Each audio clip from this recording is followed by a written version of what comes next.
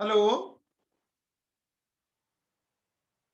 Good evening बच्चों। तो बेटा आज से अपन एक बहुत इंपॉर्टेंट टॉपिक स्टार्ट करने वाले हैं बेटा। ये जो टॉपिक है वो आपको पता होगा बच्चों। ये वो टॉपिक है जो आपको क्या कर सकता है। आपको बच्चों क्या अभी बताओ, गोल्डन किसने जीता था अपने इंडिया के लिए? अभी गोल्ड मेडल किसने जीता था? नीरज चोपड़ा ने जीता था ना। अगर आपको नीरज चोपड़ा बनना है, ठीक है ना, इस चैप्टर को आप बहुत अच्छे से कीजिएगा। समझ रहे हो मेरी बात? अब मैं इससे ज्यादा तो क्या कह सकता हूँ बताओ। इससे ज्यादा मैं कुछ भी नहीं बोल सकता। ये चैप्टर ऐसा है भैया, आप लोगों की जिंदगी बना भी सकता है, ये जिंदगी बिगाड़ भी सकता है। ठीक है ना।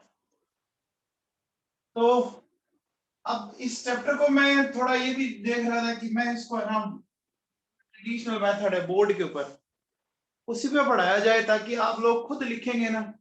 कई बच्चे मैंने लिखते नहीं है, खुद लिखते नहीं, बाद में आलसी पड़े रहते हैं, बाद में देखते हैं। अपन इसको बोर्ड पे पढ़ते हैं, ठीक है ना। अगर कोई दिक्कत नहीं आएगी तो अपन इस चैप्टर पढ़ेंगे। ठीक है, तो हेडिंग डालो बच्चों, केमिकल बॉन्डिंग।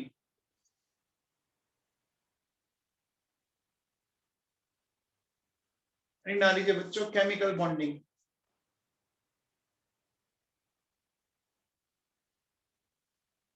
देखो बच्चों, एक बात सुनो बेटा, कि केमिकल बॉन्डिंग क्या है, कैसे है, इसको अपन जरा थोड़ा सा एक अलग लैंग्वेज में अगर मैं बोलूं, जैसे आप कोई मूवी देख के आए, उस मूवी के अंदर आपको एक्टर एंड एक्ट्रेस की जो जुगलबंदी है, जो उनकी जो टाइमिंग है ना, उनकी एक्टिंग की वो बहुत अच्छी लगी। तो आप बाहर निकल के क्या कहते हो कि यार फलाना फलाना एक्टर एंड एक्ट्रेस की केमिस्ट्री बहुत अच्छी है। आप वर्ड वहां पे केमिस्ट्री यूज लेते हो ना। आपने कभी ऐसा बोला कि इस एक्टर एंड इस एक्ट्रेस की फिजिक्स बहुत अच्छी है, इनकी बायोलॉजी बहुत अच्छी है, ऐसा बोलते हो क्या? क्या बोलते हो आप ये बोलते हो ना इनकी केमिस्ट्री बहुत अच्छी है। तो वो केमिस्ट्री का मतलब ये नहीं कि उनको बाइसा पीरियडिक टेबल अच्छी आती है, उनको केमिकल इक्विलिब्रियम अच्छा आता है, उनको मोल कंसेप्ट अच्छा आता है। ये थोड़ी ना होता है। तो नहीं होता ना, नहीं होता ना बच्चों। उसका मतलब क्या होता है?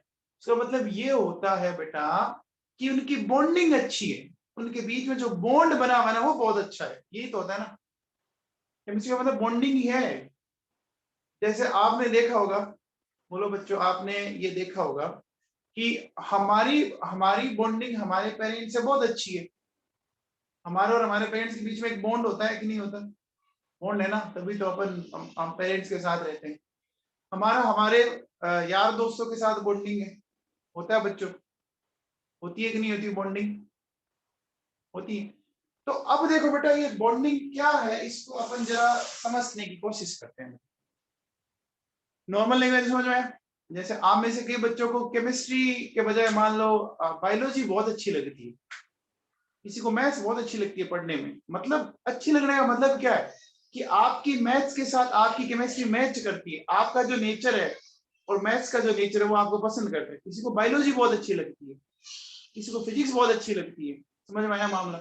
तो अब देखो बच्चों सुनो, मान लीजिए मेरे पास ये दो एटम है हाइड्रोजन का, H2 मॉलिक्यूल होता है। मेरे पास जैसे ये क्लोरीन का मॉलिक्यूल है, मेरे पास मान लीजिए वाटर का मॉलिक्यूल है। ठीक, अब ध्यान दीजिए कि इन दोनों एटम्स को आपस में कोई ऐसा अट्रैक्शन है जो आपस में इनको होल्ड किए हुए रख रहा है, इन दोनों को। यहाँ पर भी इन दोनों को कोई होल्ड किए हुए रख रहा है, यहाँ इन दोनों को इन दोनों को होल्ड किए रख रहा है, साथ साथ में रख रहा है। साथ साथ में रख रहा है ना, अरे रख रहा है। तो जो फोर्स ऑफ अट्रैक्शन इनको आपस में साथ में रखता है, एक साथ टुगेदर, एक एंटिटी के फॉर्म में, एक ग्रुप के फॉर्म में, उस बॉन्ड क्या नाम देंगे? उस बॉन्ड के अपन नाम देंगे बच्चों केमिकल बॉन्ड। उस बॉन्ड को अपन क्या बोलेंगे? बोलेंगे बच्चों। ठीक है, तो लिखिए बच्चों, लिखिए the force of attraction, the force of attraction, the force of attraction between two atoms, the force of attraction between two atoms which is responsible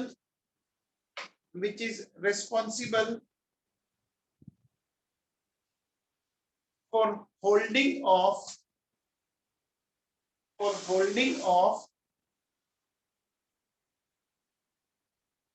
two atoms, for holding of two atoms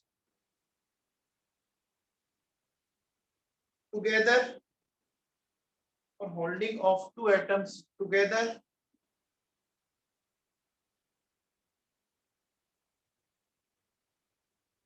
is known as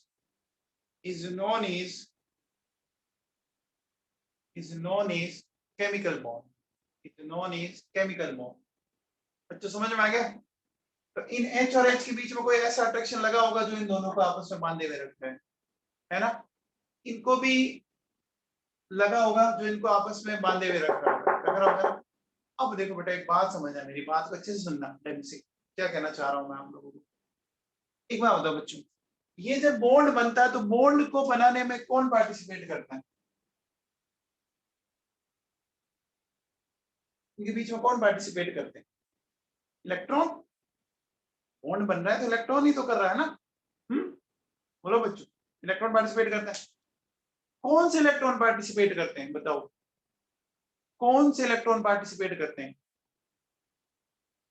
outer most valence electron participate करते हैं। कौन से electron participate करते हैं बच्चों? Valence electron participate करते हैं। तो लिखिए बच्चों, लिखिए valency, valency cell electron, valency cell electron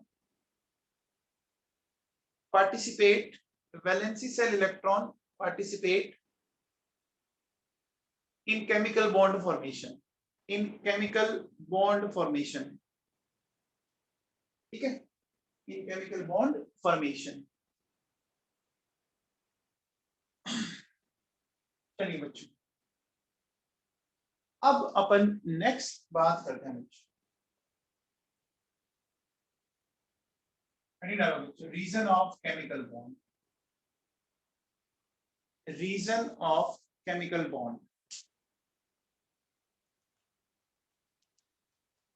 अब ये केमिकल बॉन्ड क्यों बनता है, रीजन क्या है, कैसे है? आप में से बच्चों एक देखा होगा ना, कई जैसे आप में से कई बच्चे ऐसे हैं जो आज भी अभी भी मम्मी पापा के साथ सोते हैं, उनको अकेला सोने में डर लगता है। आप में से कई बच्चे अभी भी ऐसे होंगे मेरे हिसाब से, या आप 9-10 तक मम्मी पापा के पास ही सोते थे, है ना? देखा होगा बच्चे काफी बड़े होने के बाद मम्मी पापा के पास सोते हैं। क्यों? क्योंकि वहां पे वो एक स्टेबल फॉर्म में रहते हैं, उनको लगता है मैं यहाँ पे स्टेबल हूँ, मैं प्रोटेक्टिव हूँ, है ना? होता है कि नहीं होता बच्चों? होता है ना? तो बॉन्ड किस लिए बनता है? बॉन्ड किस लिए बनता है बच्चों, बताओ? कीवर्ड सचदेव ने जोरदार डायलॉग मारा। हाँ भैया, लिखो, लिखो रीजन ऑफ कोवेलेंट बॉन्ड, लिखिए to attain, to attain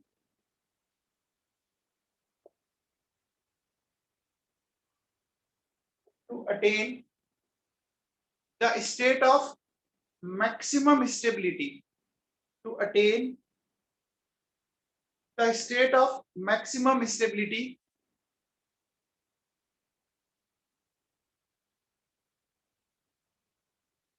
species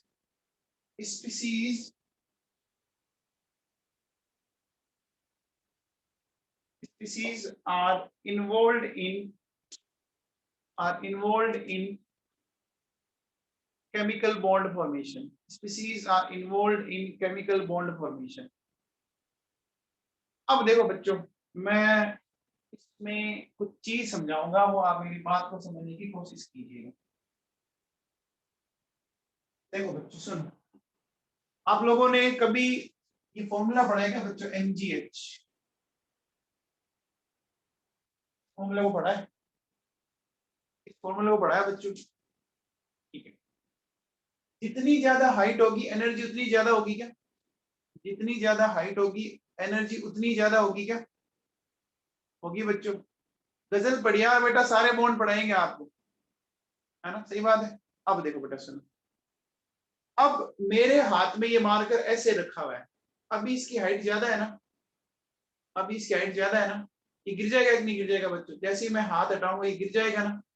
क्यों गिर जाएगा बच्चों? क्योंकि इसकी हाइट ज्यादा है, हाइट ज्यादा होने के कारण इसकी एनर्जी ज्यादा है, और एनर्जी ज्यादा होगी तो इसकी स्टेबिलिटी कम होगी। देखो ये गिर गया। आप लोगों ने कभी आप लोगों ने कभी ऐसा देखा होगा बच्चों,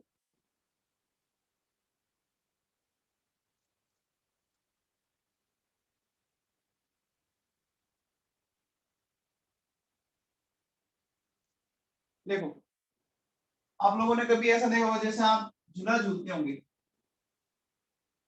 है ना,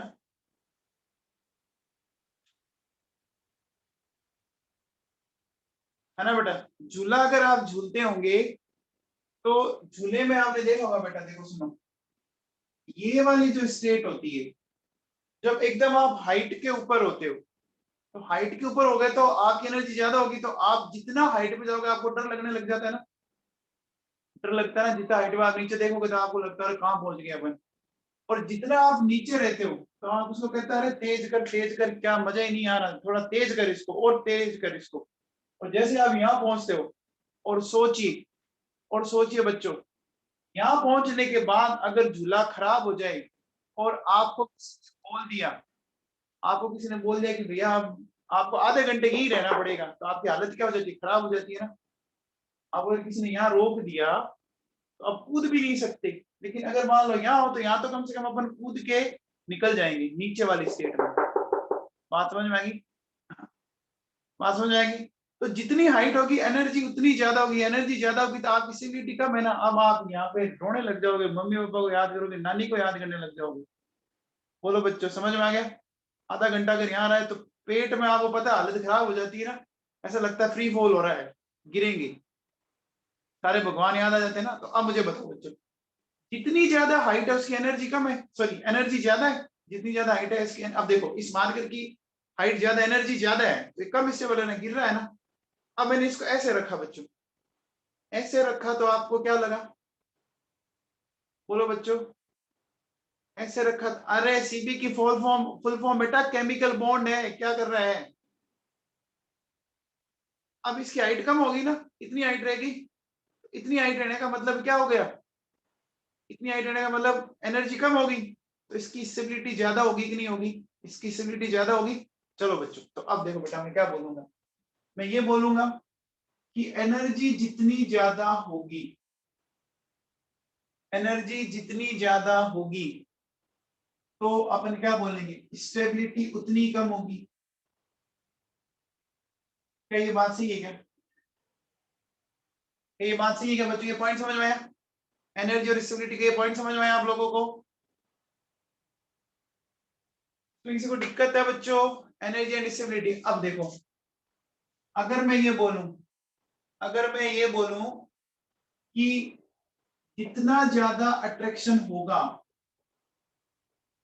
एनर्जी उतनी ही कम होगी, ये बात भी सही है क्या? अट्रैक्शन और एनर्जी में ये रिलेशनशिप हो सकता है क्या? एनर्जी जितनी कम, देखो बच्चों, अभी इस कंडीशन में सिर्फ इतना सा पार्ट हथेली को टच कर रहा है, बहुत थोड़ा सा पार्ट कर रहा है ना। और जैसे मैंने इसको ऐसे रखा, देखो बहुत सारा पार्ट हथेली में टच कर रहा है कि नहीं कर रहा? काफी सारा पार्ट हथेली को टच कर रहा है ना। तो अट्रैक्शन इस कंडीशन में ज्यादा लगेगा, इस कंडीशन में अट्रैक्शन ज्यादा लगेगा बच्चों, लगेगा कि नहीं लगेगा? तो मैंने क्या बोला कि अट्रैक्शन जितना ज्यादा होगा एनर्जी उतनी कम हो जाएगी। और मैं ऐसा बोल सकता हूँ कि रिपल्शन जितना ज्यादा होगा एनर्जी उतनी ही ज्यादा होगी। बच्चों ये तीन जो मैंने पॉइंट्स लिखे हैं कुछ समझ में आएगा आप लोगों को? ये जो मैंने तीन पॉइंट लिखे हैं ये समझ में आए? ऐसा कोई बच्चा है जिसको ये पॉइंट समझ में नहीं आया हो?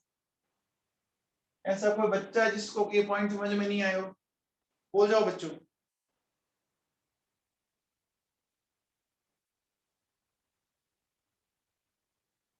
आगे पक्का? ठीक है भैया, आगे तो अच्छी बात है। तो ये पॉइंट तीनों नोट करो, फिर आगे अपन चलते हैं।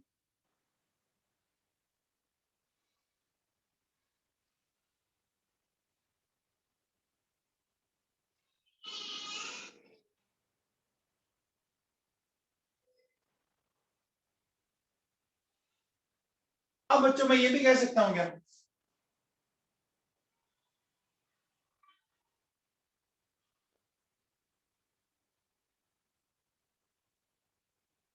मैं कह सकता हूं अट्रैक्शन जितना ज्यादा होगा स्टेबिलिटी उतनी ज्यादा होगी। अट्रैक्शन जितना ज्यादा होगा स्टेबिलिटी उतनी ज्यादा होगी बच्चों। ठीक है चलो, तो अब एक बात बताओ बच्चों, हमारे पास दो तरह के फोर्स होते हैं बच्चों। हमारे पास दो तरह के फोर्स होते हैं, attraction force and repulsion force. दो तरह के फोर्स होते हैं क्या बच्चों? तो आप मुझे एक बात बताओ बच्चों, आप किसी को धक्का कब दोगे? बताओ। आप मान लीजिए आपकी किसी से बनती नहीं, आप उसको धक्का दोगे, कब दोगे? जब वो एकदम आपके सर के ऊपर चढ़ जाए। जब वो आपके सर के ऊपर चढ़ जाए तब दोगे ना? बोलो बच्चों, धक्का तभी दोगे ना। ऐसे आपका कोई मान लीजिए दूर खड़ा आपसे 10 मीटर, आप उसको ज्यादा ज्यादा गाली दोगे लेकिन धक्का तो नहीं दोगे। धक्का कब दोगे? जब वो एकदम आपके ऊपर आके चढ़ गया। कई बार आपने देखा होगा, आप छोटे बच्चे मम्मी पापा को तंग करते हैं और वो बहुत ज्यादा तंग कर लेते हैं, एकदम सर के ऊपर बैठ ही जाते हैं, तो फिर मम्मी पापा खींच के एक लाफा मारती है, पता लग गया होगा आपको, हुआ होगा ऐसा, है ना? वो कब होता है? जब तक आप दूर बैठे रहते हैं तब तक तो आपको वर्ड से बोलती रहती कि मान जा, देख तो अब सुधर जा, अब तू मार खा लेगा मेरे से ही, है ना? अब बच्चा तो बच्चा होता है, वो नहीं मानता, वो तो सर के ऊपर जाके बैठ जाता है, मैं तो यही करूंगा।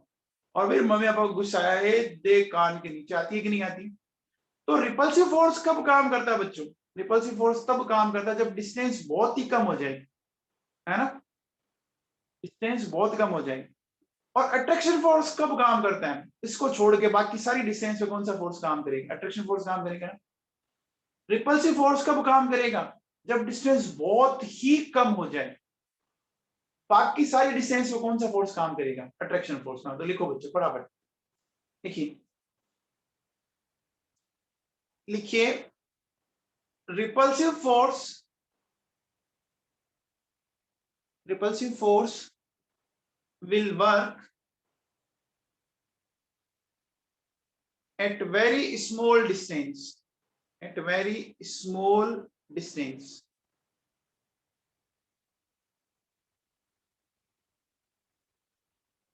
अगर अपन लोकल लैंग्वेज में बोले तो कोई आपके सर के ऊपर चढ़ जाए ना, तब रिपल्सिव फोर्स काम करेगा। अब देखो बच्चों सुनिए, अब मैं आपको चीज समझाता हूं, ध्यान से सुनिएगा। जो अपन डायग्राम पढ़ेंगे उसको, डायग्राम को समझना बच्चों। देखो, समझ आ गया बच्चों? मैंने क्या बोला, समझ में आ गई बात? Repulsive force will work at very small distance. अब देखो बच्चों सुनो, मान लो मेरे पास ये दो एटम है बच्चों, हाइड्रोजन के एटम ही लेते हैं। ये हाइड्रोजन के दो एटम है, इनकी ये न्यूक्लियस है और इनके ये इलेक्ट्रॉन है बच्चों। ये हाइड्रोजन को दो एटम है बच्चों, ये दोनों पास पास आ रहे हैं बच्चों, ठीक।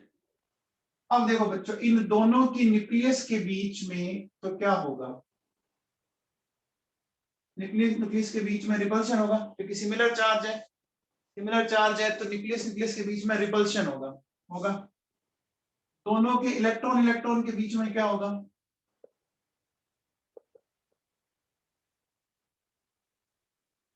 अट्रैक्शन होगा।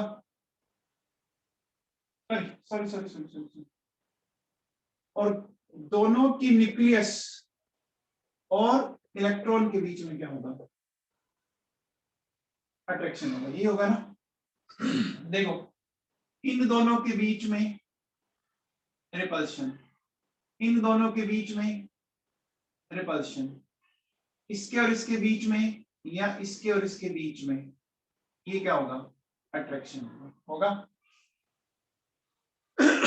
ये बात समझ में आ गया बच्चों? ये बात समझ में आ गया? ठीक है। अब देखो बच्चों सुनो, एनर्जी कब पिक्चर में आती है? जब आपका इंटरेक्शन हो। एनर्जी कब पिक्चर में आती है? जब इंटरेक्शन हो। कोई इंटरेक्शन है ही नहीं, इसका मतलब हमारे बीच में कोई बॉन्ड ही नहीं है। अब यूएस में कोई बंदा बैठा है जिसको अपन जानते ही नहीं है, यूएस में कोई बंदा बैठा है जिसको अपन जानते ही नहीं है, तो क्या हमारे बीच में कोई बॉन्ड है क्या? वो हमारे लिए एक तरह से इनफाइनाइट डिस्टेंस, हमने तो देखा ही नहीं, उसको जानते ही नहीं, मैं तो यार देखा ही नहीं। तो जब हमारे बीच में बॉन्ड ही नहीं है तो एनर्जी कितनी होगी अपने आप ही? एनर्जी कितनी होगी? जीरो। अरे एनर्जी जीरो हो गई ना, समझ में आया क्या? अरे कोई बॉन्डिंग है ही नहीं ना, बॉन्डिंग नहीं है ना। अब देखो बच्चों सुनो, एक डायग्राम से, एक ग्राफ से इस चीज को समझने की कोशिश करते हैं। देखिए, देखो मैंने क्या किया बच्चों, इधर ले ली बच्चों एनर्जी और इधर ले ली मैंने डिस्टेंस, ठीक है। ये हटा दूं क्या बच्चों? ये न्यूक्लियस न्यूक्लियस वाला हटा दूंगी। यहां मैंने ले लिया बच्चों, इधर ले लिया मैंने डिस्टेंस, ठीक।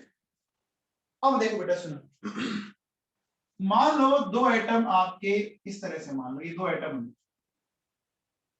ये दो एटम मान लीजिए, ये दोनों एटम एक दूसरे से इनफाइनाइट डिस्टेंस पर है। कौन सी डिस्टेंस पर है? बीच की डिस्टेंस मैं ऐसे मान लेता हूं इनफाइनाइट डिस्टेंस। कितनी डिस्टेंस है? इनफाइनाइट डिस्टेंस है बच्चों। तो इनफाइनाइट डिस्टेंस के बीच में ये दोनों एटम एक दूसरे को जानते ही नहीं है, तो मतलब ही नहीं है, तो बोलो बच्चों इनकी एनर्जी कितनी होगी? जीरो होगी। तो ये एनर्जी जीरो होगी, ठीक बच्चों। मान लो यहाँ जीरो एनर्जी। अब कहीं तो मुझे इनफाइनाइट मानना पड़ेगा ना बोर्ड पे समझाने के लिए। अब देखो बच्चों, ये दोनों एटम्स एक दूसरे की तरफ बढ़ने लगे, बढ़ने लगे। ये मान लो ये इनफाइनाइट डिस्टेंस, अभी आपको मेरे दोनों हाथ हथेलियां नहीं दिख रही ना, हथेलियां दोनों दिख नहीं रही एक तरह से इनफाइनाइट डिस्टेंस। अब दोनों हथेलियां एक दूसरे की तरफ आने लगी, ऐसे आने लगी। तो जैसे जैसे आने लगेगी तो आपको बताओ पहले कौन सा फोर्स काम करेगा? पहले कौन सा फोर्स काम करेगा, अट्रैक्शन या रिपल्शन? अट्रैक्शन करेगा ना, रिपल्शन तो बहुत बाद में जाके जब सर पे चढ़ जाए तब रिपल्शन फोर्स काम करेगी। अब मुझे बताओ जब ये दोनों पास पास में आएंगे तो इनके बीच में काम करेगा फोर्स ऑफ अट्रैक्शन। और अट्रैक्शन से एनर्जी क्या होती है? अट्रैक्शन और एनर्जी में क्या रिलेशनशिप था? अट्रैक्शन और एनर्जी में क्या रिलेशनशिप था? इनवर्स था ना। तो डिक्रीज करेगी ना, डिक्रीज करेगी। तो इनफाइनाइट पे एनर्जी जीरो है, इनफाइनाइट डिस्टेंस पर एनर्जी जीरो है, तो जीरो से डिक्रीज करने का मतलब क्या होगा बताओ? जीरो से डिक्रीज करने का मतलब माइनस में गए आप, है ना। तो बच्चों बताओ ये ग्राफ नीचे शिफ्ट होगा क्या? ऐसे ऐसे जाएगा बच्चों, ऐसे जाएगा क्या? ये बात समझ में आई? ये ग्राफ नीचे क्यों गया बच्चों, समझ में आया? अट्रैक्शन बढ़ रहा है तो क्या होगा बच्चों? ये बात समझ में आ गई आप लोगों को? बोलो बेटा, ठीक है। तो अब देखो बेटा क्या होगा कि जैसे मान लीजिए ये दोनों एटम इनफाइनाइट पे थे, अब ये मान लीजिए लगभग लगभग ऐसी कंडीशन में आ गए कहीं, आगे कि नहीं आगे? ये ऐसी कंडीशन में आ गए बच्चों। अब बीच में थोड़ी डिस्टेंस है और एक ऐसी स्टेज आई बच्चों इस पॉइंट पर, ये दोनों एटम्स ने बॉन्ड बना लिया बच्चों। क्या बन गया? बॉन्ड। बोलो बच्चों बॉन्ड बन गया इनका। तो ये वाली स्टेट तो ठीक है, आपको समझ में आ गई। अब देखो बेटा, अब दिमाग नहीं आता है कि नहीं, अब मैं इनको और पास पास में लाऊं बच्चों, और पास पास में लाने का मतलब क्या होगा? अब तो सर पर चढ़ने वाली बात होगी, अब सर पर चढ़ने वाली बात होगी। तो अब कौन सा फोर्स आपका डोमिनेट करने जाएगा? Repulsive force. और रिपल्सिव फोर्स डोमिनेट करने के कारण देखो अट्रैक्शन के कारण पास पास आ रहे थे तो एनर्जी कम हो रही थी, रिपल्सिव फोर्स डोमिनेट होते क्या होगा? दूर दूर जाएंगे और एनर्जी राइज कर जाएगी ना। देखो अट्रैक्शन के कारण एनर्जी डिक्रीज हुई, तो रिपल्शन के कारण एनर्जी क्या होगी? एनर्जी क्या होगी? इंक्रीज हो जाएगी ना। अरे इंक्रीज हो जाएगी ना बच्चों, बोलो ये बात समझ में आई आप लोगों को? तो देखो बेटा क्या होगा, यहां से ये डायरेक्टली ऐसे इधर शिफ्ट हो गया, ऐसे। ठीक है, आप इधर क्यों शिफ्ट हुआ समझ में आया? अब आप एक बार बताओ बेटा, आप इन एटम को और पास पास मिलाओगे तो न्यूक्लियस बहुत ज्यादा पास पास आ जाएगी। न्यूक्लियस बहुत ज्यादा पास पास आती, न्यूक्लियस न्यूक्लियस में रिपल्शन बढ़ेगा कि नहीं बढ़ेगा? रिपल्शन बढ़ेगा। अट्रैक्शन से एनर्जी कम हो रही थी तो रिपल्शन से एनर्जी बढ़ रही थी कि नहीं बढ़ रही थी? बढ़ जाएगी। तो बोलो बच्चों की एनर्जी बढ़ गई। तो अब देखो बेटा सुनो, मेरी बात को ध्यान से सुनना। इस पॉइंट से पहले पहले देखो, यहां से लेकर यहां तक अगर मैं आपसे बोलूं बच्चों, इस पॉइंट से लेकर इस पॉइंट तक मैं बोलूंगा कि force of attraction and force of repulsion, तो यहाँ फोर्स ऑफ अट्रैक्शन रिपल्शन से ज्यादा है बच्चों, सही बात है क्या? यहाँ एनर्जी कंटिन्यूसली कम होती जा रही है, यहाँ तक एनर्जी कम होती जा रही है, इसका मतलब force of attraction force of repulsion से ज्यादा है कि नहीं है? पहले ये बताओ, है बच्चों? अब देखो, इस पॉइंट के बाद, हाँ बताओ बच्चों, एनर्जी क्या हो रही है इस पॉइंट के बाद? इस पॉइंट के बाद एनर्जी क्या हो रही है? इंक्रीज कर रही है, राइज कर रही है। राइज करने का मतलब, राइज करने का मतलब कौन सा फोर्स ज्यादा हुआ? कौन सा फोर्स ज्यादा हुआ? Repulsive force. देखो बेटा, इसमें क्या होगा, इसमें रिपल्सिव फोर्स ज्यादा होगा। कंफर्म बच्चों, समझ में आता है? समझ में आता है बच्चों? अब मुझे एक चीज बताओ बच्चों, अब मुझे एक चीज बताओ कि इस जगह पर देखो, एक बार रिपल्सिव फोर्स अट्रैक्टिव फोर्स से ज्यादा था, एक बार अट्रैक्टिव फोर्स रिपल्सिव फोर्स से ज्यादा था, तो ये वाला पॉइंट क्या होगा? यहाँ पर दोनों इक्वल हो गए, इक्वल हो गए ना बच्चों। और इसी स्टेट को अपन नाम देते हैं इक्विलिब्रियम स्टेट। इसी स्टेट को अपन क्या नाम देते हैं बच्चों? Equilibrium state. जीरो नहीं हुआ की वर्सेस देव, जीरो तो यहाँ था, नेगेटिव हो गया। जितनी कम हो सकती है, जितनी कम हो सकती है उसी को अपन क्या बोलते हैं? तो बच्चों ये बात समझ में आ गई?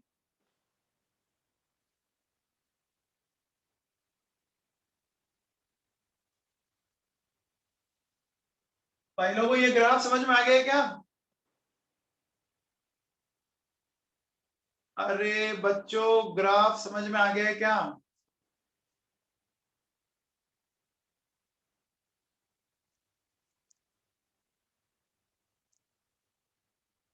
आ गया एकदम अच्छे से? चलिए आगे चलें, ग्राफ बना लो फटाफट।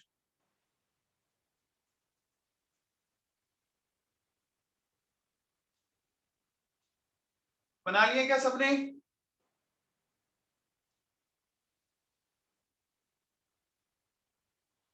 चलो बच्चों लिखो,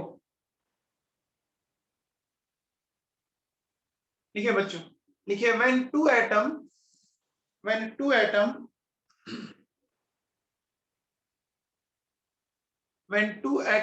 approach to each other approach to each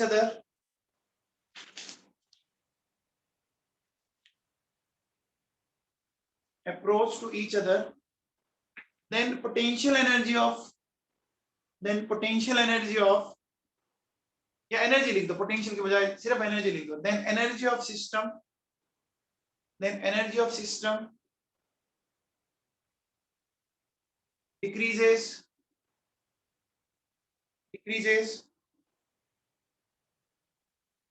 due to attraction, due to attraction due to attraction and at a definite distance and at a definite distance and at a definite point लिख लो, and at a definite point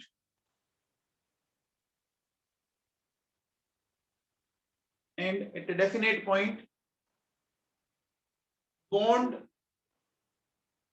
bond is formed bond is formed between two atoms. Bond is formed between two atoms.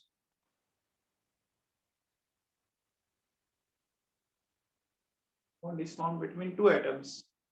ठीक है, आगे लिखो। This state is known as equilibrium state. This state is known as equilibrium state.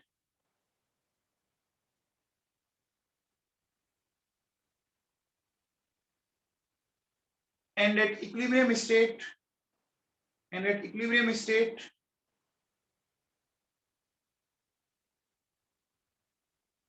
force of attraction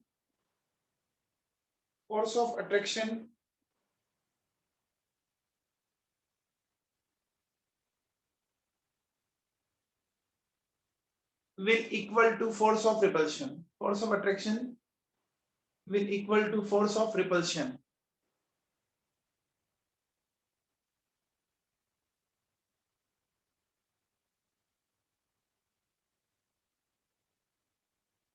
बच्चों समझ में आ गया?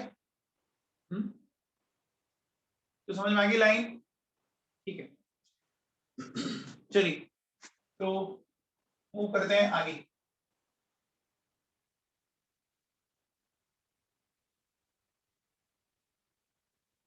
चलो बच्चों, तो नेक्स्ट हेडिंग डालिए।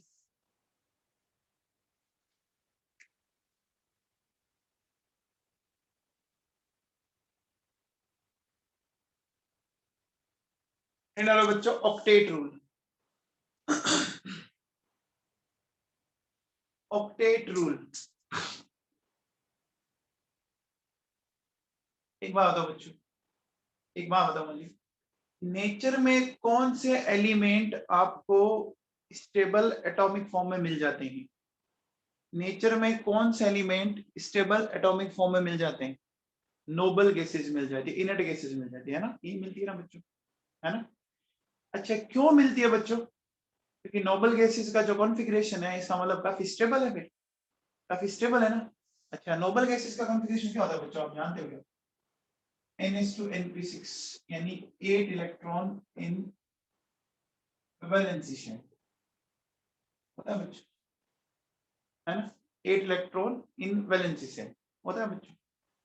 इसका मतलब आप एक बात देखो बच्चों कि मतलब जिनके वैलेंस शेल में, इसका मतलब वो स्टेबल है। जिनके वैलेंस शेल में 8 इलेक्ट्रॉन, का मतलब वो स्टेबल है कि नहीं? है ना बच्चों, समझ में आई बात? बोलो। तो अब मुझे बताओ कि फिर हर एटम इनके जैसा बनना चाहेगा कि नहीं बनना चाहेगा? हर एटम इनके जैसा बनना चाहेगा कि नहीं बनना चाहेगा? चाहेगा। अब जब वो बनना चाहेगा तो क्या करना पड़ेगा? खुद के पास इतने इलेक्ट्रॉन है ही नहीं, तो या तो वो किसी से लेगा या किसी के साथ शेयरिंग करेगा, ऐसे होगा ना? या तो किसी के साथ शेयरिंग करेगा या किसी के साथ क्या करेगा? एक्सचेंज करेगा और बॉन्ड का फॉर्मेशन करेगा बच्चों, करेगा ना? तो लिखो बच्चों, लिखिए, इन नेचर ऑक्टेट रूल में लिखो, in nature only noble gases are found, only noble gases are found in stable atomic form, in stable atomic form.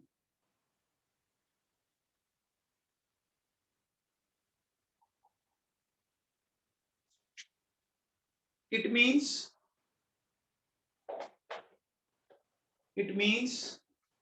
in nature only noble gases are found in stable atomic form. In nature only noble gases are found in stable atomic form. आगे लिखो, it means it means electron configuration, it means electronic configuration of inert gases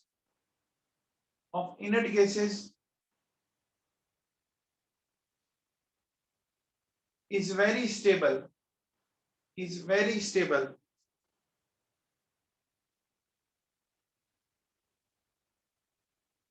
is very stable,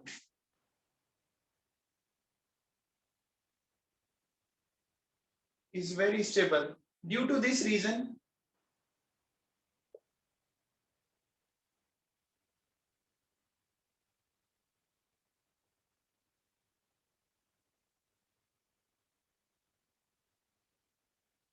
due to very due to this reason,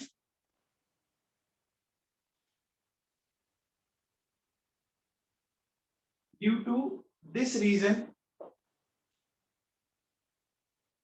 all atoms try to all atoms try to all atoms try to gain or achieve, gain, GAIN, gain or achieve nearest noble gas configuration. Nearest noble gas configuration.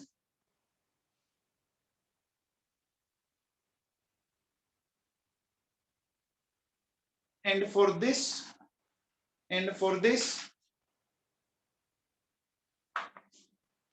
there is attraction,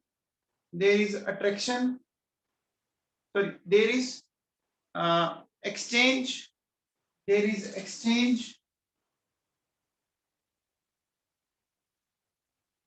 or sharing of electrons. There is exchange or sharing of electrons. ठीक है बच्चों, अब मैं इसको जरा समझाने की कोशिश करता हूँ।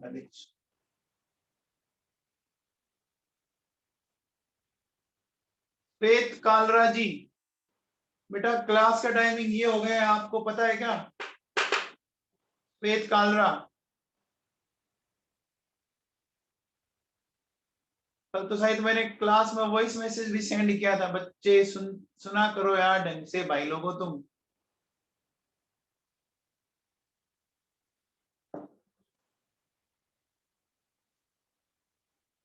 यार आपने अभी ओलंपिक में देखा होगा, इन प्लेयर्स के आप बैकग्राउंड देखते हो, आप इनकी हार्डवर्क को देखते हो, तो बेटा उन्होंने कितनी मेहनत की होगी जब जाके उनको वो उस मुकाम पे पहुंचे होंगे। कितनी मेहनत की होगी बेटा। आपको कोई चीज चाहिए ना तो स्ट्रगल तो करना पड़ेगा बेटा, बिना स्ट्रगल किए तो कुछ नहीं मिलेगा जिंदगी में। आपको डिसिप्लिन बनाए रखना पड़ेगा, आपको रेगुलरिटी बनाए रखनी पड़ेगी, आपको पीछे लगे क्या बोलो लगे रहोगे तभी होगा ना, ऐसे नहीं होता बेटा। अगर आपको कुछ अचीव करना है ना तो बेटा आपको लड़ना पड़ेगा।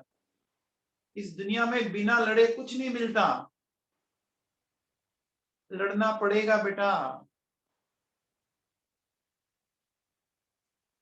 चलिए अब देखो बेटा, सुनो, अभी जो मैंने पॉइंट बताया ना, मैं उसको थोड़ा एक्सप्लेन करने की कोशिश करता हूँ बच्चों। मुझे एक बात दो, जैसे मेरे पास एक फ्लोरीन है, एक नियोन है और एक सोडियम, तो क्या फ्लोरीन और सोडियम की नियरेस्ट यूनिट गैस नियोन है, फ्लोरीन और सोडियम की नियरेस्ट गैस नियोन है। आपको पता होगा बच्चों, फ्लोरीन का एटॉमिक नंबर 9 है, इसका 10 है, इसका 11 है। इसका कॉन्फ़िगरेशन है बच्चों 2 8, इसका 2 7 और इसका 2 8 1। ठीक, अब बताओ बच्चों, इसमें सबसे स्टेबल कॉन्फ़िगरेशन नियोन का ना, तो हम नियोन जैसा बनना चाहिए। हम किस जैसा बनना चाहेंगे? नियोन के जैसा बनना चाहेंगे, तो मुझे 2 8 बनना है। तो बच्चों मैं बताओ, इसको अगर नियोन जैसा बनना है तो इस एक इलेक्ट्रॉन को निकाल दे, बोलो बच्चों बन जाएगा ना? एक इलेक्ट्रॉन को रिलीज कर दे तो बन जाएगा ना बच्चों, बताओ। और ये अगर एक इलेक्ट्रॉन गेन कर ले, बन जाएगा ना? बोलो, इससे तो रिमूव कर दो, माइनस कर दो, इसमें प्लस कर दो, हो जाएगा ना बच्चों? देखो बेटा, अगर सोडियम आपने क्या किया 281, ये ऐसे कन्वर्ट हो गया 28 और इलेक्ट्रॉन रिलीज कर दिया, और ये जो F था 27, इसने एक इलेक्ट्रॉन गेन कर लिया बच्चों, F माइनस 28 हो गया। तो बोलो एक्सचेंज हुआ, इसने दिया, जो इसने दिया वो इलेक्ट्रॉन इसने लिया। ठीक है, अब बोलो बच्चों, दो आयन बन गए। तो आयन बनने के बाद देखो बेटा क्या हुआ, कौन सा बॉन्ड बन गया बच्चों बताओ? आयन्स के बीच में जो बॉन्ड बनता है उसको क्या बोलते हैं? ये बनेगा बच्चों आयोनिक बॉन्ड। समझ में आया बच्चों? बच्चों समझ में आया? ठीक है बेटा, समझ में आया? चलिए ओके। अब देखो बेटा सुनो, ये मेरे पास दो फ्लोरीन के एटम है बच्चों, ध्यान दीजिएगा। ये मेरे पास दो फ्लोरीन के एटम है, इनके वैलेंस सेल में इस तरह से मान लीजिए, वैलेंस सेल में कितने इलेक्ट्रॉन है? 7 इलेक्ट्रॉन है ना, 7 इलेक्ट्रॉन। आप याद करो बॉन्डिंग में वैलेंस इलेक्ट्रॉन पार्टिसिपेट करता है, ये मैंने बोला ना, बॉन्डिंग में हमेशा वैलेंस इलेक्ट्रॉन पार्टिसिपेट करता है। मुझे ये बताओ, इन दोनों के पास एक एक इलेक्ट्रॉन की कमी है ना, दोनों को एक एक इलेक्ट्रॉन की रिक्वायरमेंट है ना, दोनों को एक एक रिक्वायरमेंट है, तो वो क्या करें, वो कहते हैं कि चल अपन दोनों शेयरिंग कर लेते हैं। देखो कैसे शेयरिंग है बच्चों, देखो ये शेयरिंग होगी, हो गई। अब बच्चों इस सर्कल में काउंट करो, इस सर्कल में देखो 2 4 6 8, इसके सर्कल में काउंट करो 2 4 6 8, हो गया कि नहीं हो गया? बोलो बच्चों, इनके बीच में कोवलेंट बॉन्ड बन गया है क्या? इनके बीच में ये कोवलेंट बॉन्ड बन गया है क्या? बोलो बच्चों, ये देखो ये दो इलेक्ट्रॉन बीच में आ गए, ये कोवलेंट बॉन्ड बन गया।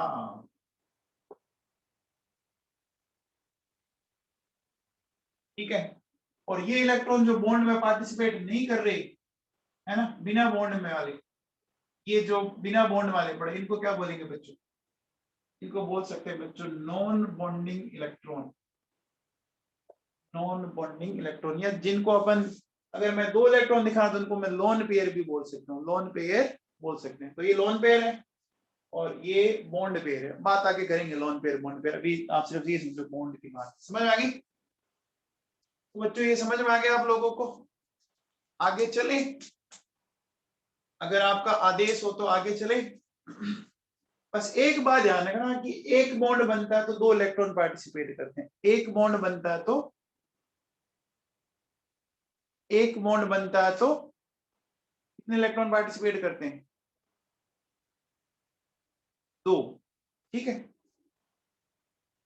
ऐसे समझ लो बच्चों, देखो सुनो, ए और ए के बीच में मान लो एक, दो इलेक्ट्रॉन। अब बच्चों मान लो दो बॉन्ड बने तो चार इलेक्ट्रॉन, और तीन बॉन्ड बन गए तो 2 4 6 इलेक्ट्रॉन। समझ में आ गया? इसको आप सिंगल बॉन्ड बोलते हो, इसको डबल बॉन्ड बोलते हो, इसको ट्रिपल बॉन्ड बोलते हो ना, सिंगल डबल ट्रिपल, एक बॉन्ड दो बॉन्ड तीन बॉन्ड, खत्म। तो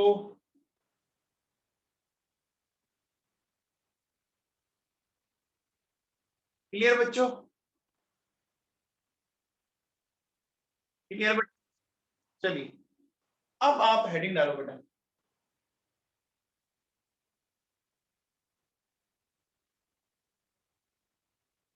हेडिंग डालो,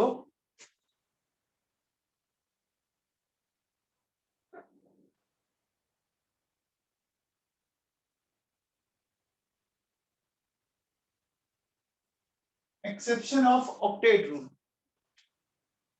एक्सेप्शन ऑफ ऑक्टेट रूल।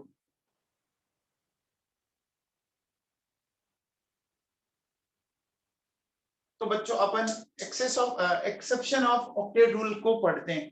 तो देखो बेटा इसमें सुनो, सबसे पहले अपन लेते हैं बच्चों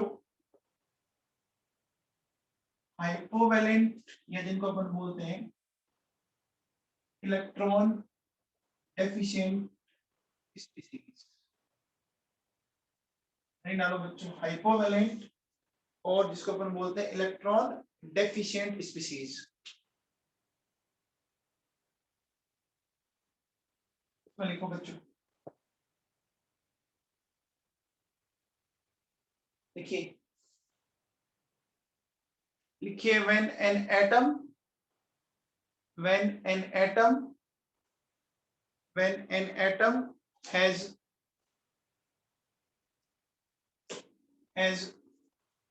less than 8 electrons, when an atom has less than 8 electrons, then it is known as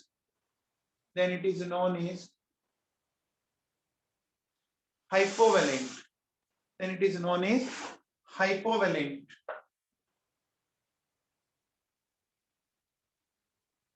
तो अब देखो बच्चों, कैसे इसको अपन कैसे समझ सकते हैं।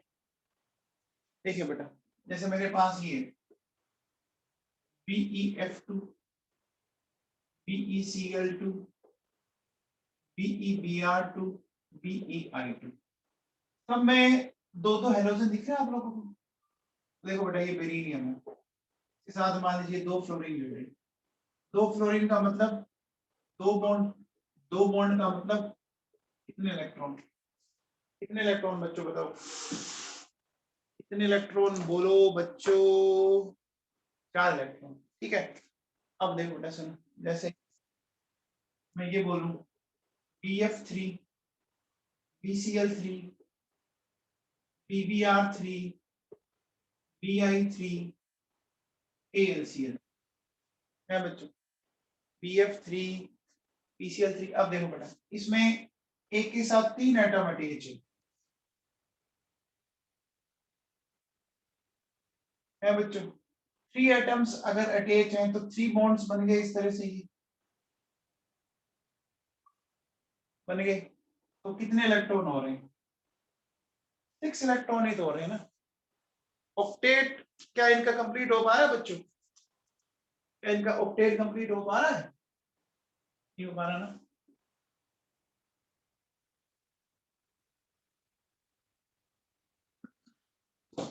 चलिए नेक्स्ट देखो, मैंने ये लिखा Cl2, PbCl2, SnCl2। देखो इलेक्ट्रॉन हो रहे हैं, क्या इलेक्ट्रॉन हो रहे हैं। अब देखो बेटा, जैसे कि SnCl2, इसको थोड़ा समझ लीजिए, इसमें बच्चे गलती कर देते हैं। ये टिन कौन से ग्रुप का एलिमेंट है, यहाँ देखें, कार्बन फैमिली का एलिमेंट है ये। टिन कार्बन फैमिली का एलिमेंट है बच्चों। तो टिन के वैलेंसी सेल में कितने इलेक्ट्रॉन होते हैं, टिन के वैलेंसी सेल में कितने इलेक्ट्रॉन होते हैं, 4 होते हैं ना बच्चों, 4 होते हैं ना बेटा। तो देखो बेटा सुनो, 4 में से 2 इलेक्ट्रॉन तो यहाँ बॉन्ड बनाने में काम, ये इलेक्ट्रॉन और ये इलेक्ट्रॉन, और 2 इलेक्ट्रॉन यहाँ पड़े हैं बाकी। टोटल टिन में 4 इलेक्ट्रॉन है बच्चों, देखो 4 इलेक्ट्रॉन है इस तरह से। 4 में से 2 तो बॉन्ड बनाने में काम आ गई, है ना, 2 तो बॉन्ड बनाने में काम आ गए, ये और ये, और 2। तो ओवरऑल अब इस टिन के पास कितने इलेक्ट्रॉन है, देखो बच्चों 2, 4 एंड 6, कितने इलेक्ट्रॉन है, 6 इलेक्ट्रॉन ही है ना। ये बात समझ में आ गई क्या, ये बात समझ में आ गई क्या बच्चों, बोलो पक्का। ठीक, तो ठीक है, चलिए नेक्स्ट बात करते हैं बच्चों।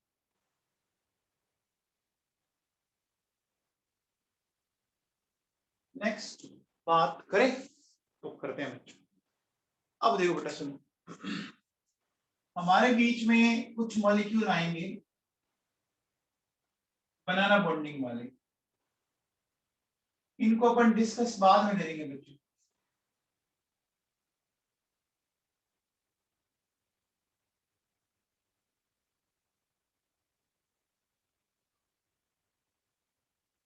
ये अभी डिस्कस नहीं करेंगे, अभी मैंने पढ़ाया नहीं है बनाना बॉन्डिंग, पूरा एक टॉपिक पढ़ाऊंगा तब बात करेंगे, है ना। ये अपन डिस्कस करेंगे बच्चों लेटर ऑन। अभी सिर्फ मैं एग्जांपल लिख देता हूँ उसकी। B2H6 मान लो ये है, अभी सिर्फ और सिर्फ एग्जांपल लिख रहा हूँ। ये होती क्या है, क्यों होता है, लेटर ऑन चैप्टर में आगे बढ़ेंगे तो मैं आपको बता दूंगा, उसकी टेंशन आप अभी मत लेना। लिख दिया मैंने लेटर ऑन, है ना, डिस्कशन लेटर ऑन।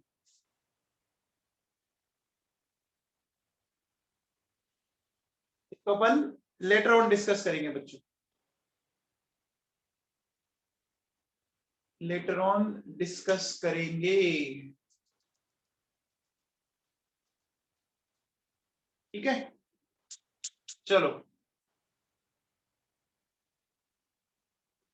ये उसी के हैं, जिज्ञासा मैं उसी में लिख रहा हूं, मैंने हाइपोवेलेंट में लिखा ना, हाइपोवेलेंट की ये एक्सेप्शन है, ये हाइपोवेलेंट की एक्सेप्शन।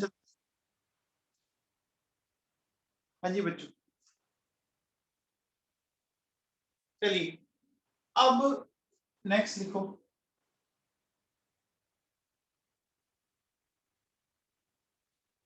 देखिए नेक्स्ट लिखिए बच्चों, ओड इलेक्ट्रॉन स्पीसीज।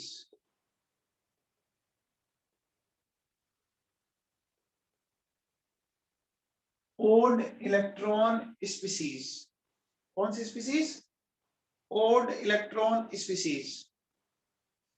सुनो, NO, NO2, ClO2, ClO3। अब देखो बच्चों कैसे, इसमें जैसे आपके 15 इलेक्ट्रॉन है, ये हो गए आपके, देखो कितने, 16 and 7 23, कितने हो गए, 16 and 17 33, 33 और 8 41। ये भी आपके एक्सेप्शन है ऑक्टेट रूल के। कैसे एक्सेप्शन है समझ लीजिए, जैसे देखो बच्चों मैं NO की बात करूं, नाइट्रोजन के वैलेंसी सेल में कितने इलेक्ट्रॉन होते हैं बच्चों बताओ? नाइट्रोजन के वैलेंसी सेल में 7 होते हैं क्या? 2 4 6 and 7 है बच्चों, 7 है क्या? अरे 7 है क्या? 7 होते हैं नाइट्रोजन के वैलेंसी सेल में। बोलो बच्चों, क्या करते हो, कुछ भी बना दे। 7 हेलोजेंस में होते हैं, नाइट्रोजन में 5 ही होते हैं। 7 नाइट्रोजन का नवाबों एटॉमिक नंबर है, टोटल इलेक्ट्रॉन होते हैं नाइट्रोजन में। हाँ भर रहे बच्चे कहीं तो, अरे नाइट्रोजन के एटॉमिक नंबर 7 है, 2 and 5 ही तो है बेटा। तो देखो नाइट्रोजन में 5 इलेक्ट्रॉन है बच्चों। ऑक्सीजन में कितने होते हैं? ऑक्सीजन के एटॉमिक नंबर 8 है, 2 and 6। देखो बेटा सुनो ये है। अब देखो बच्चों सुनो, अब बात को ध्यान से समझना। ऑक्सीजन के पास आउटर मॉस में 6 है, तो इसको चाहिए 2 इलेक्ट्रॉन की रिक्वायरमेंट, और इसको चाहिए 3 इलेक्ट्रॉन की रिक्वायरमेंट, है ना। ऑक्सीजन को चाहिए 2 इलेक्ट्रॉन की रिक्वायरमेंट, है ना, इसकी रिक्वायरमेंट 2 इलेक्ट्रॉन की है, इसकी रिक्वायरमेंट 3 इलेक्ट्रॉन की, है ना, है कि नहीं है बच्चों? तो देखो ऑक्सीजन की तो रिक्वायरमेंट पूरी हो गई, हो गई। अब देखो बेटा, आपको पता है रिक्वायरमेंट हमेशा किसकी फुलफिल होती है? रिक्वायरमेंट हमेशा फुलफिल किसकी होती है? जिसकी रिक्वायरमेंट कम हो, रिक्वायरमेंट कम हो। ऑक्सीजन की तो देखो पूरी हो गई, लेकिन बच्चों नाइट्रोजन की पूरी हुई नहीं। अब देखो ऑक्सीजन का तो ऑक्टेट कंप्लीट है, यहाँ ऑक्सीजन का तो ऑक्टेट कंप्लीट है,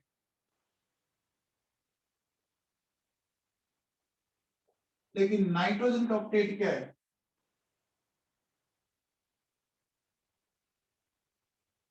इनकम्प्लीट है कि नहीं? काउंट करो कितने, 4 and 2 6 and 7, है कि नहीं?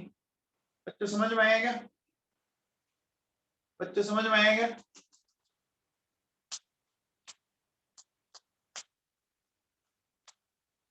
अरे बच्चों समझ में आया क्या नवाबों?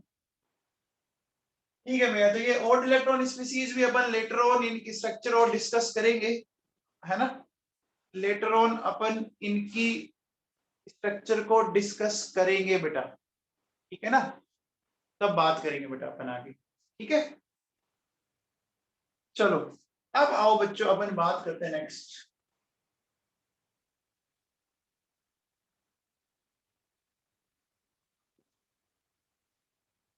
देखिए हेडिंग डालो बच्चों, हाइपरवेलेंट कंपाउंड, या जिसको अपन बोलते हैं सुपर ऑक्टेट, या इनको क्या बोलते हैं, expansion of octet. Hypervalent compound, super octet या एक्सपांशन ऑफ ऑक्टेट। अब क्या माजरा है? अब बताओ बच्चों क्या होगा? हाइपरवेलेंट है। हाँ ये सेकंड टाइप है भैया, सेकंड टाइप है, हाइपरवेलेंट है बच्चों, बताओ क्या होगा। हाइपर का मतलब मोर देन 8 इलेक्ट्रॉन, है ना, क्या हो जाएगा, है ना, more than 8 electrons on an atom. समझ में आया बच्चों, आया समझ में। तो देखो बेटा मैं एग्जांपल देता हूँ हम लोग को, सुनो। तो मेरे पास है PCl5, SF6, SF4, IF7, ClF3, BrF3, है ना। अब इनको क्यों है, देखो बच्चों समझ लीजिए ढंग से। बच्चों फास्फोरस की वैलेंसी सेल में कितने इलेक्ट्रॉन होते हैं, बताओ। फास्फोरस के वैलेंसी सेल में कितने इलेक्ट्रॉन होते हैं, 5 होता है ना बच्चों। फास्फोरस का एटॉमिक नंबर क्या पता है क्या, 15 है। 2, 8 एंड 5, 5 है।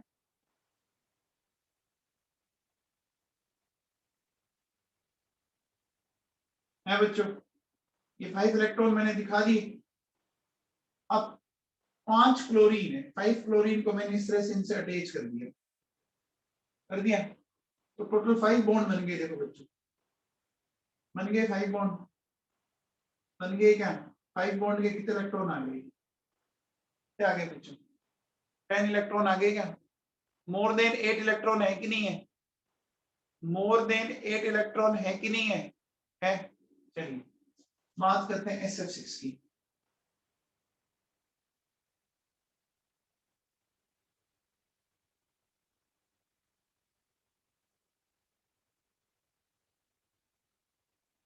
देखो बच्चों सल्फर का एटॉमिक नंबर है 16, तो 286।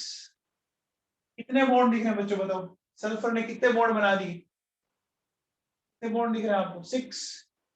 6 के कितने इलेक्ट्रॉन हो गए, 12 इलेक्ट्रॉन हो गए ना। 6 बॉन्ड के 12 इलेक्ट्रॉन हो गए। ऑक्टेट का एक्सपांशन हो रहा है कि नहीं हो रहा, हो रहा है बच्चों। यहाँ आएंगे 10 इलेक्ट्रॉन, यहाँ आएंगे बच्चों देखो आपके 14 इलेक्ट्रॉन, यहाँ आएंगे 10 इलेक्ट्रॉन, यहाँ BrF5 ले लेते हैं, 12 इलेक्ट्रॉन। आप बताओ बच्चों किसका बताना है, मुझे बताओ। इलेक्ट्रॉन काउंट करना अगर नहीं बता देता हूँ।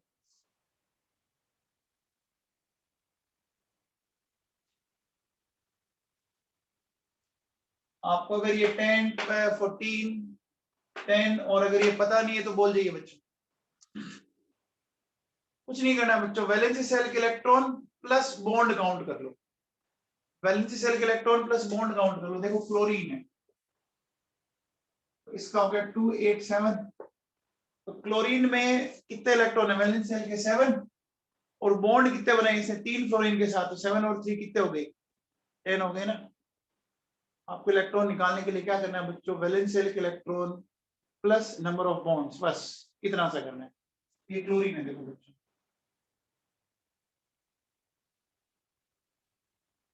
3 फ्लोरीन के साथ इनको जोड़ दीजिए। 3 तो बॉन्ड दिख रहे हैं, 6 ये हो गए और 4 ये हो गए, हो गए बच्चों। आगे चले, चलिए नेक्स्ट।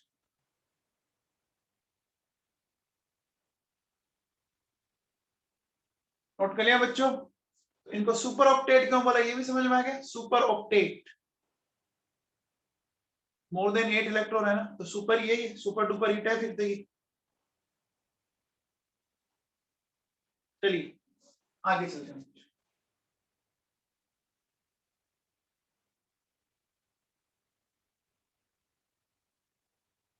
हाँ जी भाई, नेक्स्ट, नेक्स्ट लेते हैं बच्चों अपन, हेडिंग डालो। देखो इसी का एग्जांपल है बेटा, हाइपरवेलेंट का स्यूडो इनर्ट कॉन्फ़िगरेशन।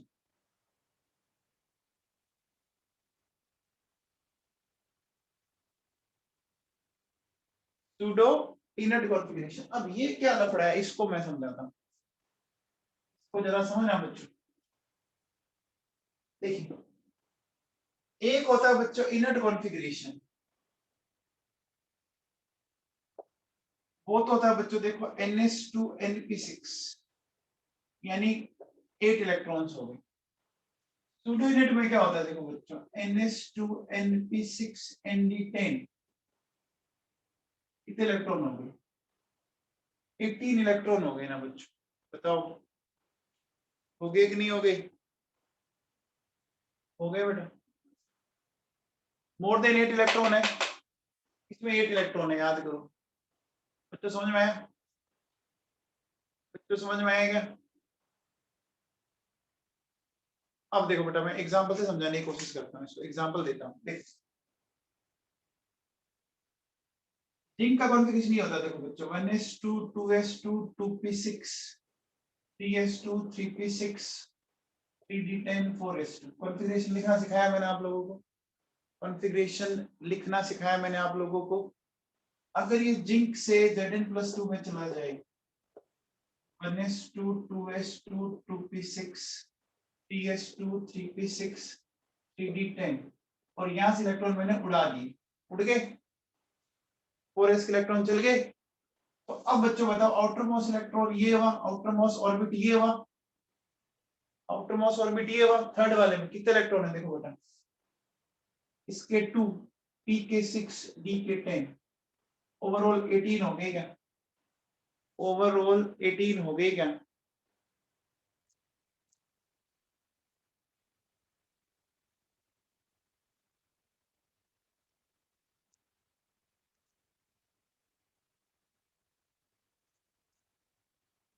हो गए बच्चों,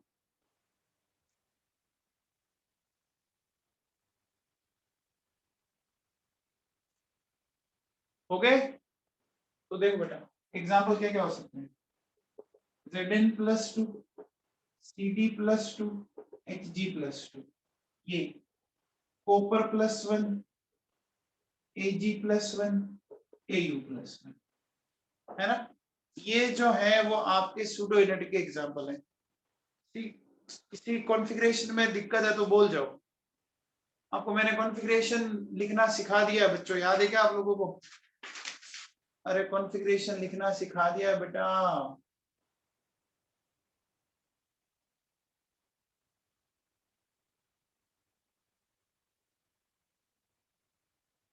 तो आगे चलें बेटा, आगे चलें।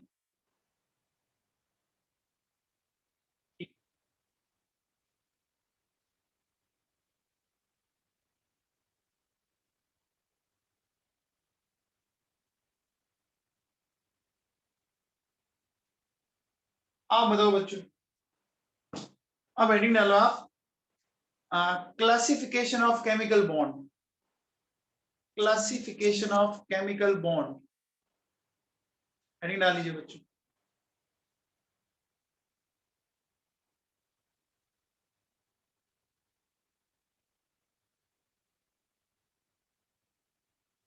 क्लासिफिकेशन ऑफ केमिकल बॉन्ड, ठीक है ना। तो केमिकल बॉन्ड का क्लासिफिकेशन अपन लिखते हैं बेटा। देखो क्या है, सुनो, ये दो टाइप्स है बच्चों, इंटर एटॉमिक और सेकंड है inter molecular. Inter atomic, inter molecule, ये तो क्या होता है बच्चों, बिटवीन एटम्स या अमंग एटम्स लिख दो, है ना, तो नहीं चल देंगे, बिटवीन एटम्स, और ये क्या होगा, अमंग मॉलिक्यूल्स। तो ना inter college competition, inter school competition, दो अलग अलग स्कूलों के बीच में, दो अलग अलग कॉलेजेस के बीच में, है ना, इंटर डिस्ट्रिक्ट टूर्नामेंट। अब देखिए बच्चों, ये कंपैरेटिवली स्ट्रॉन्ग बॉन्ड होते हैं बच्चों, ये कंपैरेटिवली वीक बॉन्ड होते हैं, स्ट्रॉन्ग एंड वीक बॉन्ड। अब देखिए इसका अगर मैं एग्जांपल लिखूं कौन से हैं? Ionic bond,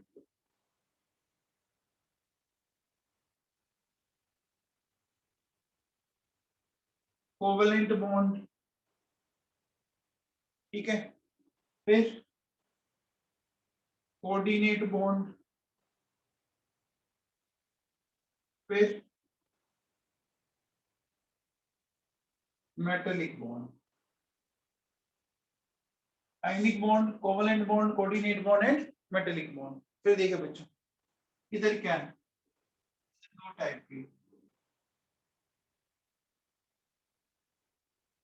hydrogen bond and van der Waals. जानते क्या बच्चों? वंडरवॉल अट्रैक्शन, वंडरवॉल अट्रैक्शन, ठीक है। तो ये आप लिखिए, फिर बात करते हैं बच्चों। नोट कर लो बेटा फटाफट।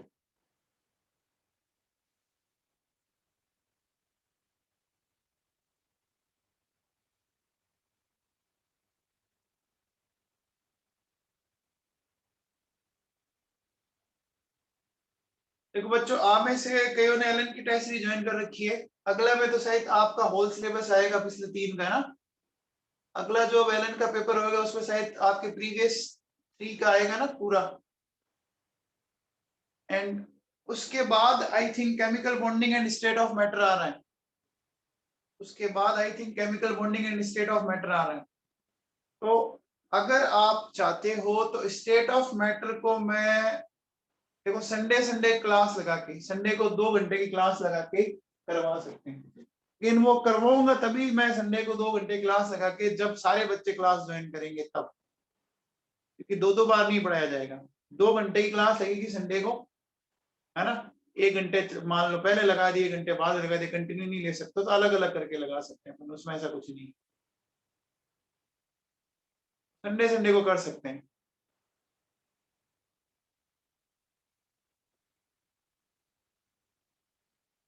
ठीक है। चलिए अब अब ये बॉन्ड तो मैंने लिख दिया, इनकी बॉन्ड स्ट्रेंथ का ऑर्डर, बॉन्ड स्ट्रेंथ का ऑर्डर देखो बच्चों सुन क्या होगा।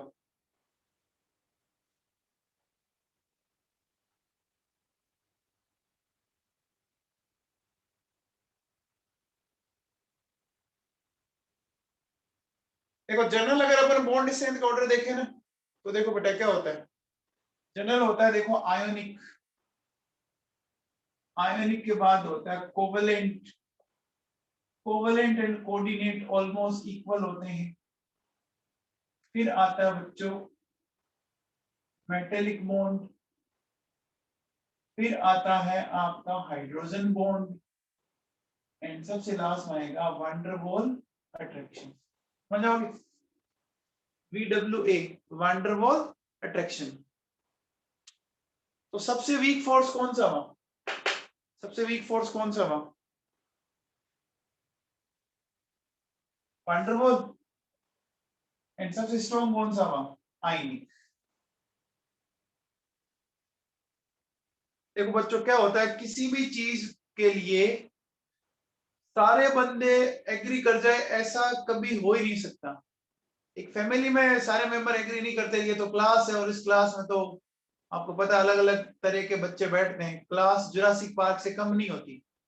अब कुछ बच्चे कहेंगे सर करवा दो कोई दिक्कत नहीं है, कुछ कहेंगे नहीं साहब मत करवाओ, है ना। कुछ कहेंगे साहब ये प्रॉब्लम वो प्रॉब्लम। तो बेटा प्रॉब्लम का दूसरा नाम ही जिंदगी है। अब ये तो मैंने आपको ऑफर दिया है बेटा, है ना। आप लोगों को पता है, हाँ बोर्ड पे करवा देंगे, उसमें क्या है, बोर्ड पे करवा देंगे, कोई प्रॉब्लम नहीं है। मैं तो आपके लिए सोचूंगी भाई, आपका पेपर में आ रहा है तो आप लोगों को फायदा होगा, आप अच्छे से स्कोर करोगे। फिर जो चैप्टर मैंने पढ़ा दिया उस पढ़ाने के बाद आप एलन का पेपर दो, आप वहां पे आराम से रिलैक्स करेंगे। हाँ बोर्ड पे ही पढ़ाएंगे बेटा, बोर्ड पे ही पढ़ाएंगे। आप मुझे एक बात बताओ, देखो मैंने मोल कंसेप्ट पहला चैप्टर हो गया है ना, एटॉमिक स्ट्रक्चर हो गया, पीरियोडिक टेबल हो गया, केमिकल इक्विलिब्रियम हो गया, एक तरह से ये 5th चैप्टर चल रहा है, चल रहा है, तो बेटा सिलेबस भी करवाना है, ठीक है। चलिए, तो हो गया बच्चों ionic bond, covalent bond, coordinate bond, metallic, hydrogen bond and van der Waals attraction force. चलो अब देखो बच्चों, इन सारे बॉन्ड में ना इस चैप्टर का 80% पार्ट सिर्फ एक कोवलेंट बॉन्ड का आता है। इस चैप्टर का 80% पार्ट सिर्फ कोवलेंट बॉन्ड का आता है, तो पहले अपन उसी को पढ़ते हैं। फिर डालो बच्चों कोवलेंट बॉन्ड, कोवलेंट बॉन्ड,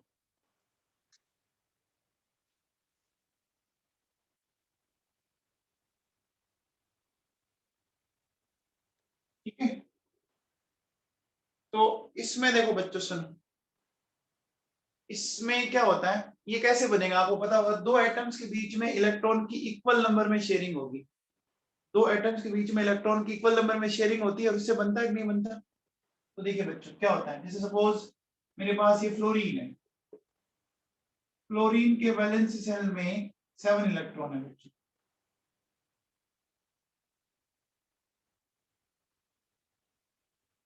ये इस तरह से देखो बेटा, इन्होंने शेयरिंग कर ली, बोलो बेटा, शेयरिंग करने से बन गया। अभी यहाँ पर देखो कितनी हुई, 2 इलेक्ट्रॉन की शेयरिंग हुई। अब मान लो ये ऑक्सीजन है, ऑक्सीजन के पास 6 इलेक्ट्रॉन ही होते हैं बेटा, 6 इलेक्ट्रॉन है, तो अभी इनको रिक्वायरमेंट दोनों की 2-2 इलेक्ट्रॉन की है बच्चों। अच्छा, बात करते हैं नाइट्रोजन की। नाइट्रोजन के पास बच्चों 3 बॉन्ड, सॉरी टोटल 5 इलेक्ट्रॉन है, 5 इलेक्ट्रॉन है, तो इनको क्या करना पड़ेगा बच्चों बताओ, 6 इलेक्ट्रॉन की शेयरिंग होगी। देखो यहाँ देखो बच्चों, आप क्या कह सकते हो, sharing of 2 electron, 4 electron and 6 electron, 2 4 and 6 है बच्चों, 2 4 एंड 6।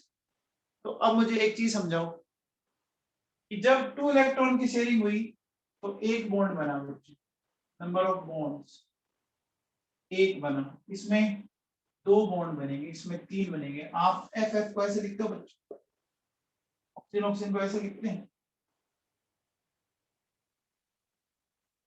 नाइट्रोजन नाइट्रोजन को अपन ऐसे लिखते हैं बच्चों, आ गया समझ में, बोलो बेटा, बोलो, बात समझ में आ गई।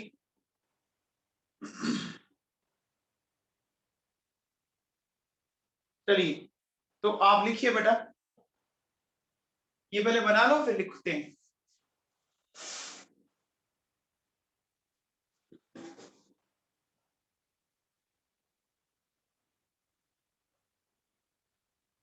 देखो बच्चों, बोर्ड जो है ना एक ट्रेडिशनल मेथड है, बोर्ड पे ट्रेडिशनल मेथड है ये, और ये कोरोना ने ये प्रूव कर दिया कि बोर्ड पे पढ़ाना सबसे बढ़िया है, बेस्ट मेथड है ये।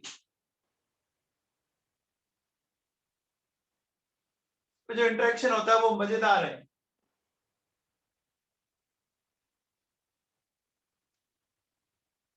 Old is gold, very good, सही बात है। चलो बच्चों लिखो,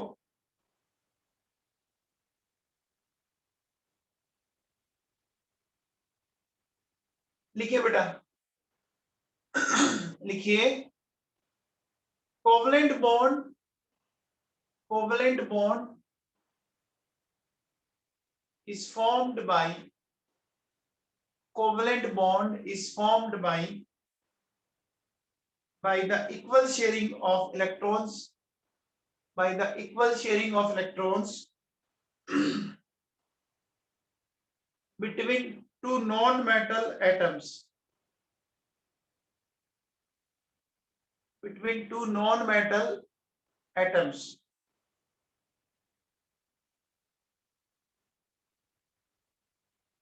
ठीक है। अब देखो बच्चों सुनो, हेडिंग डालो बच्चों, कोवेलेंसी। हेडिंग डालो बच्चों,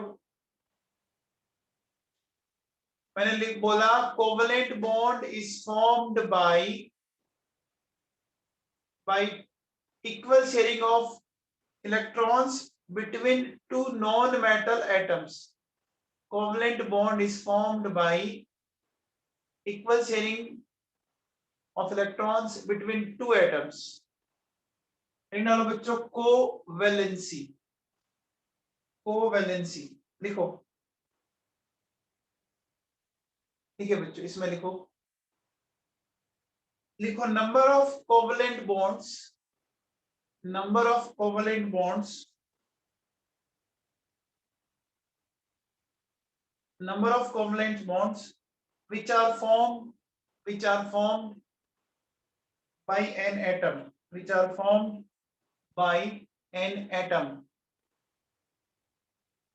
number of bonds which are formed by an atom, और करके लिखो, और total number of unpaired electrons, total number of unpaired electrons in an atom, in an atom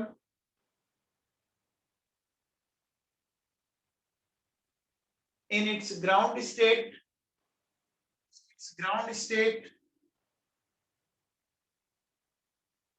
in its ground state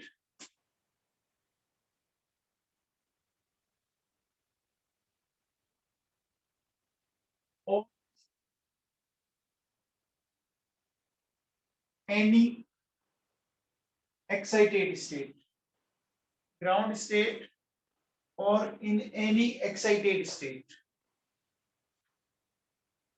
अब ये ground state और excited state क्या होती है बच्चों, ये अपन इसको समझते हैं बेटा। ग्राउंड स्टेट और एक्साइटेड स्टेट और ये क्या होती है, इसको मैं आप लोगों को समझाने की कोशिश करता हूँ, ठीक है ना।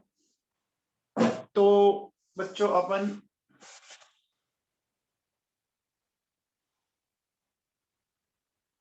मैंने ये बोला बेटा, total number of unpaired electrons present in an atom in ground state और in any excited state, excited. तो बच्चों देखो सुनो, इसको समझते हैं बेटा, ये थोड़ा सा एटॉमिक स्ट्रक्चर वाला ग्राउंड स्टेट और उससे अलग है ना, उससे थोड़ा अलग है बच्चों। क्या है, मैं समझाने की कोशिश करता हूँ। देखिए बेटा, देखो बेटा, हम लोगों के पास जैसे एक एलिमेंट लेता हूं बेटा मैं, बेरिलियम, समझना इसको। बेरिलियम एटॉमिक नंबर 4 है बच्चों, इसका कॉन्फ़िगरेशन क्या होता है बच्चों बताओ, 2s2 2p0 है ना, है क्या, 2s2 2p0 होता है क्या, इसमें किसी को कोई दिक्कत। अब देखो बेटा सुनो, ये 2s2 है बच्चों और ये 2p0 है, 2s एंड 2p। अभी देखो बच्चों इसकी कोवैलेंसी की बात करते हैं, तो अभी तो कोई भी अनपेयर्ड इलेक्ट्रॉन नहीं है, इस कंडीशन में कोई अनपेयर्ड इलेक्ट्रॉन नहीं है ना, तो कोवैलेंसी कितनी आ गई, क्या गई 0। अब देखो बेटा क्या करूं मैं,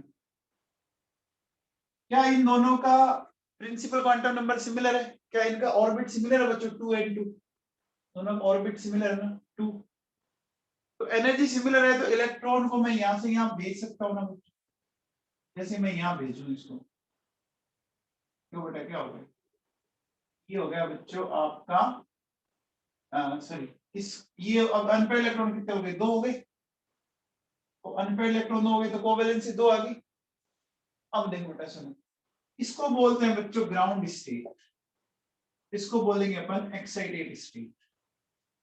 ये ग्राउंड स्टेट है और इसको मैं क्या बोलूंगा, एक्साइटेड स्टेट बोलूंगा। बच्चों समझ में आया मामला, बच्चों समझ में आया क्या, पक्का। अब वो देखो बेटा बात करते हैं बोरोन की, बोरोन का एटॉमिक नंबर 5 है, इसका कॉन्फ़िगरेशन होता है बच्चों 2s2 2p1। तो देखो बेटा ये 2s2 है और ये 2p1 है,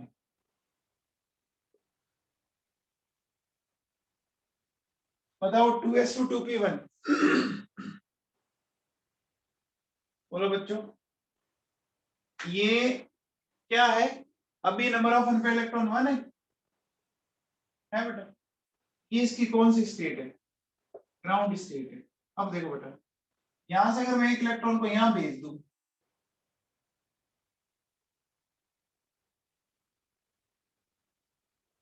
तो कितनी होगी इसकी? 3 होगी क्या? बोलो बच्चों, 3 होगी क्या? समझ में आया मामला? मामला समझ में आया? अब देखो बेटा, जब भी एक इलेक्ट्रॉन आपका एक्साइट करेगा तो हमेशा दो सक्सेसिव एक्साइटेड, सॉरी, दो सक्सेसिव कोवैलेंसी में 2 का डिफरेंस आएगा।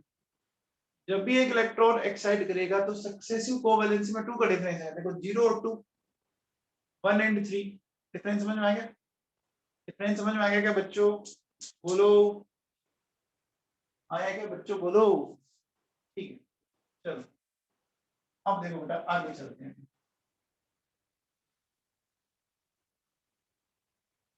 बात करते हैं बेटा कार्बन की।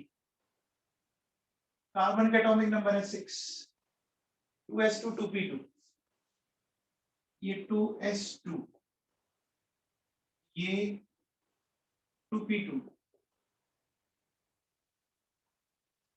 तो देखो बच्चों, कोवैलेंसी, आप बताओ अभी कार्बन की कोवैलेंसी क्या है? अभी कार्बन की कोवैलेंसी क्या है? 2 है ना बच्चों? ठीक है। अब मैं एक इलेक्ट्रॉन को यहाँ जंप करवा दूंगा। तो मैंने आपसे क्या बोला था कि हमेशा डिफरेंस 2 का होगा। अब कितनी हो जाएगी? 4 होगी। ये इसकी कौन सी स्टेट है? देखो बेटा सुनो, ये इसकी है ग्राउंड स्टेट, ये इसकी क्या है? Excited state. समझ में आया बच्चों? बोलो बेटा। बच्चों समझ में आई बात? चलो, तो फिर आप बात बताओ मुझे। मैं लेता हूं नेक्स्ट बच्चों, देखो नाइट्रोजन का। नाइट्रोजन की बात करें, नाइट्रोजन का एटॉमिक नंबर 7 होता है बच्चों, 2s2 2p3। ओके, तो बच्चों बताओ ग्राउंड स्टेट में बात करें अपन,